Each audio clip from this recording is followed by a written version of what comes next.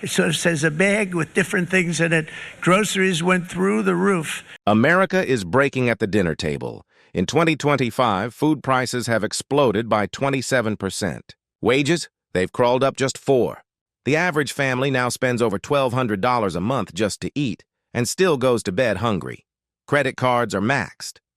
Savings are gone, and dignity fades with every grocery receipt. Parents skip dinner so their kids can eat. Workers pretend they're not hungry during lunch breaks. This isn't inflation. It's collapse, disguised as normal life. The Great Depression isn't a story from history books anymore. It's here, hiding inside the middle class, wearing the mask of survival. Across America, people who once lived comfortably are now doing math in grocery aisles, wondering which meal to skip next week. But where is it hitting hardest? Let's start with the states that reveal the truth, the ones where the middle class can no longer afford to eat. Washington State, the birthplace of Amazon's trillion-dollar empire and Starbucks $6 lattes, now a front line of quiet economic despair. Here, the middle class can't even afford proper meals. Once a symbol of progress and innovation, Washington is quietly reliving an invisible version of the Great Depression. Not the kind with bread lines, but one where empty stomachs are hidden behind self-checkout screens. In 2019, a family of 4 spent around $700 a month on groceries. Today, that same family pays more than $1,200. Eggs, $5 a carton. Bread, $4.29 a loaf. Chicken, $4.50 a pound. Gas is over $5 a gallon, so even getting to the store is a financial calculation. The median income sounds strong, $94,000. But after taxes, rent, utilities, car insurance, and childcare, there's barely $100 left for food. In eastern Washington, food banks report 40% more visitors than before the pandemic, many of them full-time workers. Boeing technicians, teachers, nurses, these aren't the poor. These are the people who are the definition of stability. They pay taxes, they work overtime, and now they're rationing meals. Washington's grocery stores are overflowing with abundance, organic produce, high-end seafood, and imported goods gleaming under bright lights. But it's all out of reach. Inflation has turned the middle class into invisible beggars, clean clothes, stable jobs, and credit cards maxed on ground beef. 1 in 3 households now carries grocery debt. That's not living. That's surviving, debt to debt. Even 6-figure engineers in Redmond and Bellevue are cutting portions and skipping dining out. When salaries grow 4% but food costs jump 20%, you don't move forward. You just starve slower. In Washington, hunger doesn't scream, it whispers. And every whisper sounds like, how did it come to this? Mississippi has always been labeled America's poorest state. But today, that label hides something darker. The middle class is starving, not in dramatic soup lines, but through quiet, relentless struggle. Teachers, factory workers, nurses, they're all counting every penny at checkout. A week's groceries can cost more than what they earn in 2 days. The average household income? About $54,000 a year. But groceries that once cost $600 now top $1,000 a month. Eggs? $4.80. Milk? Over $6. Ground beef? $6.50 a pound. A mother in Jackson says she spends $250 a week feeding her family of 4, and that's just the basics. The so-called Southern affordability myth has collapsed. Rent in Gulfport and Hattiesburg is up 38% since 2020. Utility bills? Doubled. After rent, gas, and child care, there's barely a few hundred left, and groceries eat through that in days. Many now survive through credit card debt, a growing crisis experts call hunger debt. People borrowing money just to stay fed. Food banks are overwhelmed. 1 in 4 visitors now has a full-time job. Teachers after school. Warehouse workers before dawn. Nurses after late shifts. Mississippi's farmland grows corn, soybeans, and poultry that feed millions across America. Yet locals can't afford their own harvest. Corporate consolidation has wiped out small markets, forcing residents to buy national chain prices for local goods. It's like growing your own dinner, but having to buy it back at twice the price.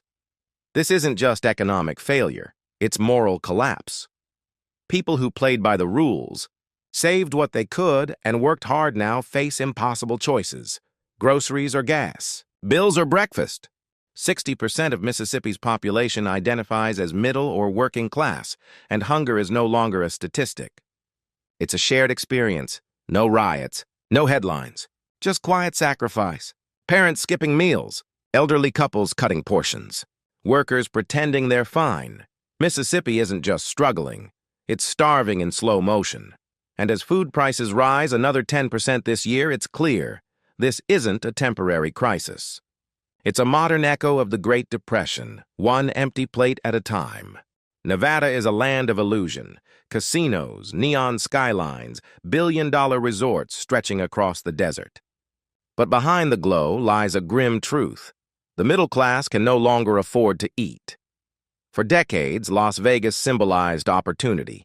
Steady jobs, affordable living, and tips that paid the bills.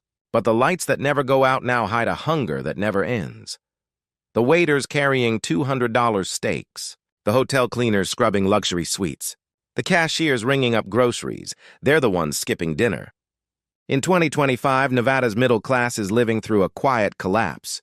Median income, $67,000. But food inflation has outpaced wages by 30%.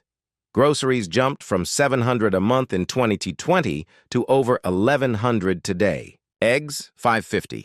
Milk, $6.30. Even rice and beans, double their old price. A mother in Henderson said, "I used to feed my family for $150 a week. Now it's over $300 and we eat less." The casino economy, once the golden ticket, has become a trap. Visitors are spending less. Tips have dried up. Rents are up 45%. Families earning $80,000 a year are left with $400 for food each month. Food banks have seen a 50% surge since 2022. The new faces? Casino workers, small business owners, retail employees. 1 in 3 middle-class Nevadans now admits to skipping meals regularly. Many rely on credit just to keep the fridge from going empty. The pain isn't just financial, it's psychological. Shame replaces pride, dignity replaced by debt. Behind every dazzling light in Las Vegas is a family eating less, saving nothing, and losing hope. The Great Depression isn't a history lesson here. It's a shadow creeping back into the neon glow, one empty dinner plate at a time. Texas, once the land of affordable homes, booming jobs, and backyard barbecues. But in 2025, that dream tastes bitter. The middle class, the same people who built Texas from oil rigs to tech hubs, can't even afford to eat. The state that feeds the nation is starving itself. In 2019, the average household spent about $680 a month on food. Today, it's over 1,100 eggs, $4.90. Milk, $6. Chicken, $5.50 a pound. The math doesn't work. Food banks are overwhelmed. The Houston Food Bank reports a 45% increase in demand from working families since 2022. Nurses, teachers, factory workers, delivery drivers, showing up in uniform. Groceries are bought on credit. Debt climbs. School lunch debt across Texas has passed $100 million statewide. Teachers are quietly paying out of pocket to cover their students' meals. This isn't just an economic failure, it's a moral one. What kind of freedom exists when your paycheck can't buy enough food? When a gallon of milk competes with a gallon of gas and both are out of reach? Texas used to represent self-reliance. Now it represents survival. Half-empty shopping carts, thinner grocery bags. Parents pretending they're not hungry so their kids can eat. The Great Depression once showed bread lines in black and white. Today, it's digital payments and overdraft fees. Texas, the proud symbol of the American dream, is now standing in that bread line, too. California, the dream state? Golden beaches, endless sunshine, Silicon Valley wealth. But the dream has cracked. Behind the palm trees and Teslas, millions of middle-class Californians are living one grocery trip away from financial ruin. In 2019, the average household spent about $750 a month on food. Now, it's $1,400 to $1,600. In San Francisco, a gallon of milk is nearly $7. A dozen eggs, $6.50. Chicken, $7 a pound. A simple bag of groceries that once cost $60 now totals over $120. The state's median income is $91,500, but rent eats $3,000 a month, and taxes take the rest. Nearly 40% of middle income. Californians now face food insecurity, a number once reserved for the poor. 2 million residents in Los Angeles County alone rely on food banks every month, including people with full-time jobs. The irony? California produces much of America's food: strawberries, almonds, avocados, yet the workers who grow, pick, and pack them can't afford to eat them. It's not a shortage of food, it's a shortage of fairness.